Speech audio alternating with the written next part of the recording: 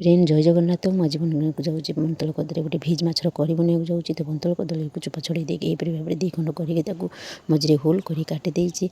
यह गरम पानी में पकई ये हल्दी लुण आड कर 2 मिनट पेंगे बॉइलिंग करके छाणी देती। ये मोटा जगार नहीं जाइए 2 चम्मच बेसन 1 चम्मच कॉर्नफ्लोर आवश्यक अनुसार लुण हल्दी आउ लंका पाउडर नहीं गोटे बैटर प्रस्तुत कर सीझा जाइए बंतल कदली को ये पकईकी गोलैकी यह टावारे माछ भाजला बेल भाजी देती। तो देखो मुझे भाजी हो जाइए बढ़िया भाव में। मुझे कढ़ई गरम कर तेल फुटन पियाज पकईकी किसी कंचा लंका आड करके टमाटो को जाड़ी देती। किसी लंका पाउडर जीरा पाउडर धनिया पाउडर आड कर मसला पकईकी आवश्यक अनुसार लुण हल्दी पकईकी मुझे बढ़िया भाव में कषि देती।